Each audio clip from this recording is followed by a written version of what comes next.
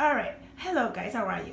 So we're here to actually introduce some of our students who are working on their capstone, fifth grade capstone, who is going to be introduced to parents on the 8th here at the seminary and also at the Reggie Lewis building on the 15th.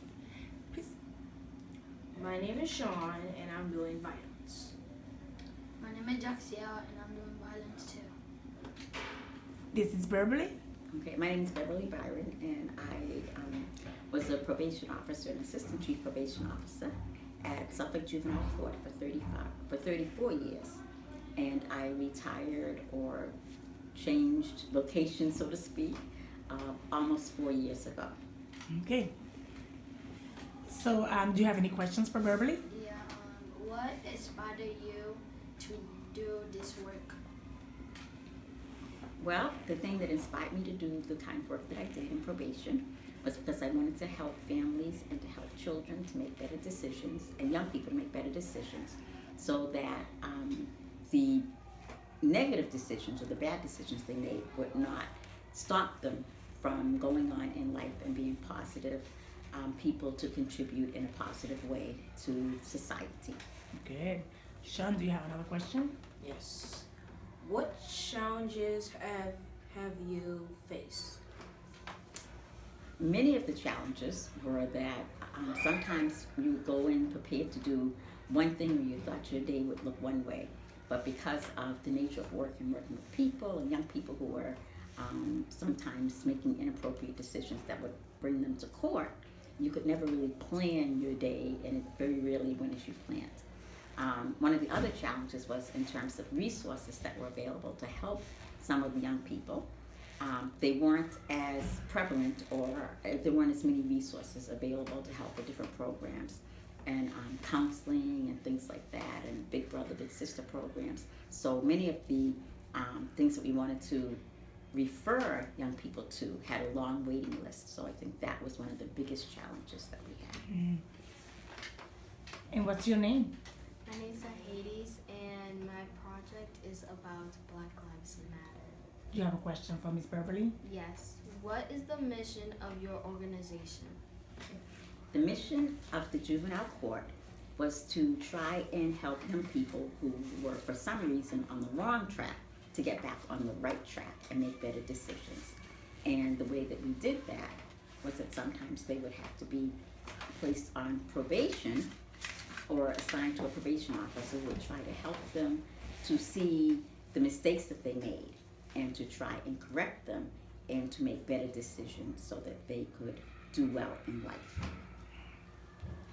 Okay, so I heard that you guys have one question. Like the last question is all three of you. What evidence do you What have evidence do you for have younger change agents? Can you repeat that louder? What evidence do you have for younger change agents? I think the question is, what advice do I have for younger change agents? I think it's important for younger change agents to identify the ways in which they want to make a change. And I think there was a quote, I can't remember who said it, but the best way to make a change is to, when you see something that you want to be changed, you become one who will change things in a positive way. So, that being said, I think one of the things is to identify what your area of concern is, and then to work at it with all your heart to try and make a change. So come up with a plan. So it doesn't even have to be a real big plan in terms of trying to help a whole lot of people. But if you do something that's worthwhile in terms of helping one person, that person will get your help, and then that person hopefully go on and help somebody else and somebody else and somebody else. So it'll have a rippling effect. So that even the things that you do now, you can make a positive difference in the lives of your friends and in the classroom. Your attitude will make a big difference in terms of the classroom. So in school now, do your best. Always do your best. Even if you don't get all A's, always do your best. And be willing to go the extra mile, to put in the extra work to be able to do that.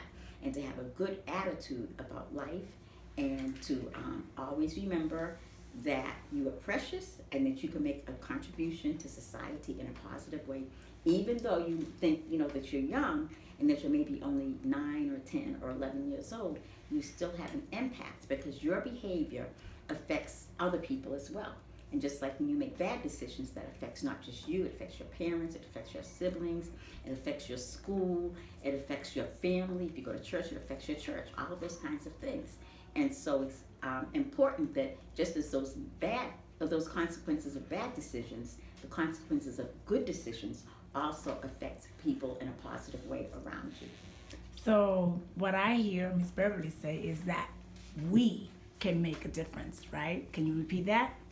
We can make a difference. I'm gonna make a difference. I'm gonna With make strength. Come on, strong.